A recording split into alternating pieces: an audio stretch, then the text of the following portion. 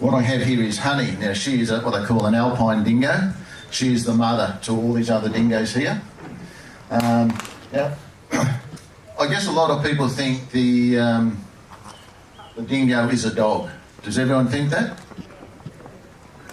No one's got any voices. Yeah. Okay, well, if you think the dingo is a dog, is an emu an ostrich? Is a wallaby a kangaroo? Is a zebra a horse? Well, the dingo's not a dog. Now, we've all been led to believe that for quite some time. Now, originally, we were told years ago that the dingo arrived in Australia with Southeast Asian seafarers in canoes or boats or whatever, and they landed around Broome on the northwest coast of Western Australia. They also found the skeleton of the dingo in a cave on the Nullarbor Plains that had fallen down there and died. They did carbon dating on that, the bones of that, and they said I was about 3,500 years old.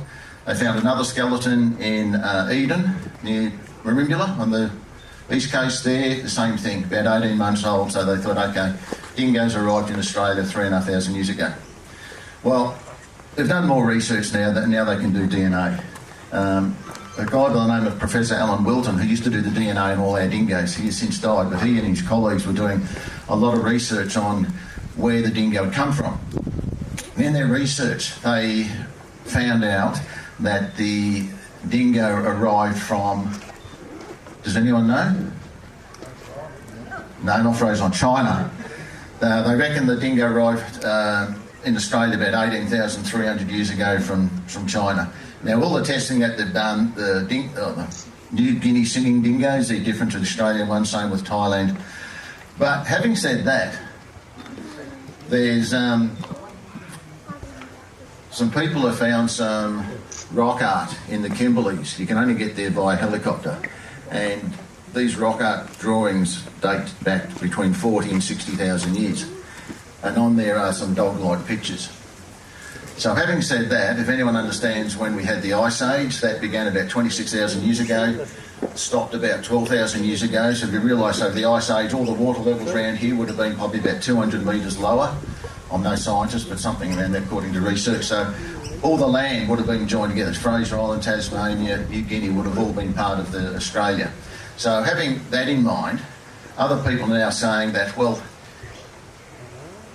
the koala, kangaroos, the emu, platypus, they're all unique to Australia, aren't they? So maybe the dingo is unique to Australia too. Instead of the dingo coming from China, maybe it went from Australia and spread out before the Ice Age or whatever. Anyway, we weren't there, we don't really know, but what I'd like to say is that the dingo is not a dog. Scientists have now turned around and said the dingo is a unique species of its own. It's called Canis dingo. Even on our permits that Ray and I have, we have to get special permission to come out here today from biosecurity. Our permits say Canis familiaris dingo, which means it's a domestic dog. Well, it's not true. Even the Federal Minister, Greg Hunt, Minister of Environment in Canberra, has turned around and said it's now a Canis dingo. So if you sort of think, well, if the wolf was the original canine, then after that the dingo was created, then everything under that, they're all domestic dogs. They're all hybrids, designer dogs or whatever. They're not a pure animal. So the wolf and the dingo are pure animals. So having that in mind, I think we need to appreciate that these dingoes have evolved for thousands and thousands of years in Australia. They're not just a dog. Their instinct, everything is evolved through surviving in Australia. I mean, we are the biggest, driest continent in the world. All our population's on the coast. Nothing inland. So if anyone's travelled inland, you know how I might have a fight here. I'm going to say this is the first time that Honey's caught up with all her kids again. 4 years ago, she had 4 ginger pups. 2 died, and the 2 that survived, Ray bought, and they're Geary with Nick and Cora, who's with Talia. Now, they're about 4 years old. Now, Honey hadn't come into season since that time, and with biosecurity, how can I put it? Okay, in Queensland, the dingo is classified as a feral pest, which means it's like the same as a cane toad. Class 2 feral pest means it has to be shot on sight and killed. It's not recognised as I believe on the Conservation Act they say it is a native species, but anyone's allowed to go and shoot them. Now, I have to get permission to breed. I'm the only sanctuary in Queensland that's allowed to breed dingoes. Well, until last year. What happened, Honey hadn't come into season for 3 years, and her partner, Marbo, who's a white fella, he only has one testicle, so we sort of had a fertility issue here. So she hadn't come into season, I hadn't seen them mated. Next thing, she's got 4 white pups. So I'm immediately trying to sell them before I tell biosecurity, because I'm going to be in heaps of trouble. Well, anyway, I managed to sell 3 and kept 1. So my punishment for not getting permission to breed is that biosecurity won't let me breed for 3 years. So I'm wearing that, but at the same time, biosecurity have allowed Ray and I, anytime we get an invite, say as today, to come and bring our dingoes out in the public. No other zoo or sanctuary in Queensland is allowed to do that. So Ray and I are very, very privileged to have biosecurity supporting us and allowing us to take our dingoes out on display. Because you've got to bear in mind, they're classified as a feral pest and have to be shot. They're not classified as a dog or anything else, so it makes things, very difficult.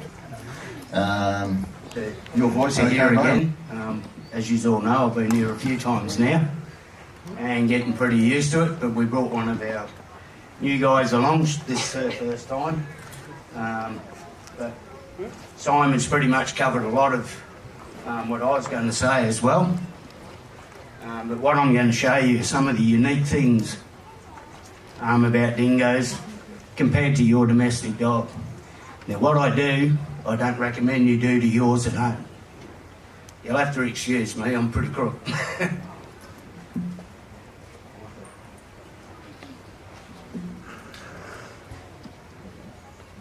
Got to swap them round because the young one's not used to this.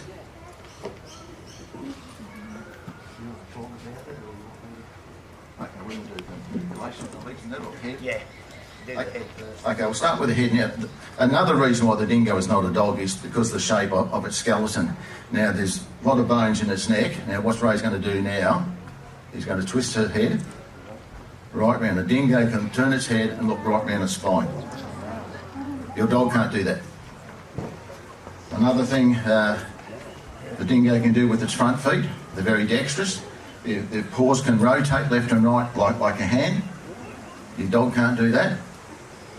Also, stand them up, and the legs can spread sideways, like it almost rip their chest apart.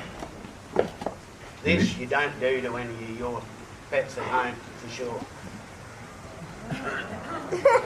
Another reason why the dingo is unique, also on their tail they have a scent gland, which sometimes you can see just by a little small.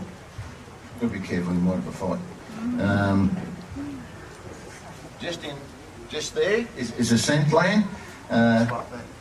Again, dingoes only have that. The other good thing about a dingo is that their sense of smell is probably 10 times greater than a normal dog. They can smell stuff miles away. Their sense of hearing. Now, another thing with the dingoes is the shape of their ears. You can imagine like let's say the opera house. You've got that curved look. Dingoes have this. Now, for the dingoes, they can't go to a butcher shop or takeaway shop to get food. They have to go and hunt for it. So to hunt, they have to have a great sense of smell and hearing. Now, what the dingoes can do with their ears, they can rotate them separately. Unfortunately, we can't get to do that on command. But for the dingo, it has to triangulate. So if it hears something over here, that ear will turn, then this one will then focus on that point so they can triangulate to where their prey is going to be and hunt it that way. There's another thing dingoes have, which is not really enough research has gone into it yet, but they have this mental telepathy, or ESP. Dingoes can communicate to each other without having to say anything.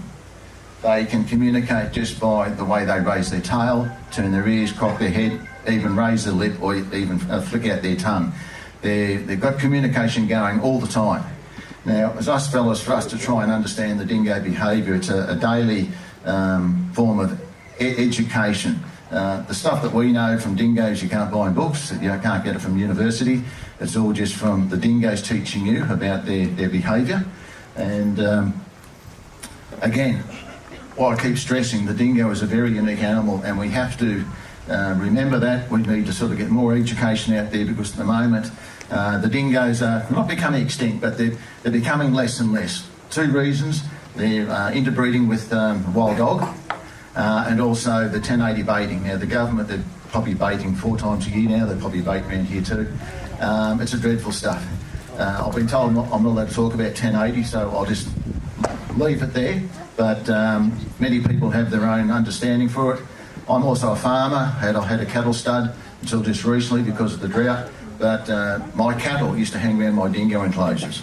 Since I've had dingoes out at my place, the amount of wildlife that's turned up there is unbelievable. So there's something about dingoes that they're there, they protect wildlife, and also they kill things too because they need to hunt. But another thing I just want to quickly stress before I shut up is that with wild dogs, they kill for the thrill. Dingoes, they kill in a need for a feed. So there's a big, big difference there. Dingoes are generally always lean. Ours are a little bit fat because they're fed regularly. But, and also dingoes can't, even though people say they kill sheep, the thing is dingoes can't eat sheep. They can't, their bodies won't digest fat. But they are scavengers of the jungle. Anything on the ground, they will eat. Everything that you think is absolutely disgusting, they will eat. So while they live with the Aborigines for thousands of years, they're a good camp animal, cleaned up all the poo and mess around their camps, that sort of stuff. So they're a very unique animal. Anyway, I've got off track again. What are we going to say about any more about behaviour? Should we mention Fraser Island? We should be mentioning Fraser Island, shouldn't we? Getting carried away with our own animals. Now, I think the belief is that the Butchulla people lived on Fraser Island probably for about 4,000 years, maybe more. In that time, 5,000, okay, I stand corrected, 5,000. And in that time, there's probably about 1,000 dingoes that lived on the island with them. Dingoes have always cohabitated with people. Done that for thousands of years on Fraser Island. Now we have a lot more tourists going there. Dingoes are curious.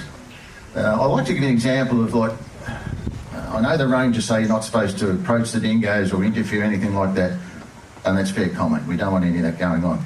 But you've got to consider, when you're going to Fraser Island, wind up, okay, 2 minutes. When you go to Fraser Island, if you see a dingo, you've got to remember that you are entering their territory. You are the intruder. I know you're going over for a holiday and you've got your four-wheel drive and everybody's happy, but you are entering their territory. So the dingo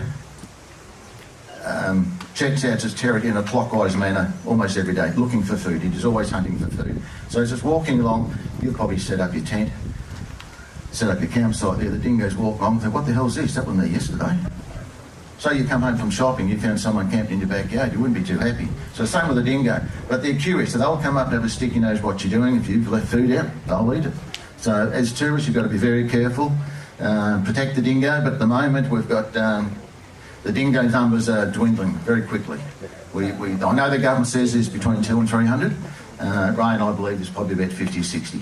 Again, we can't prove it, but you talk to any tour guide that goes over the island, or even you people that go over there regularly. Are you seeing dingoes every time you're going over there? Probably not.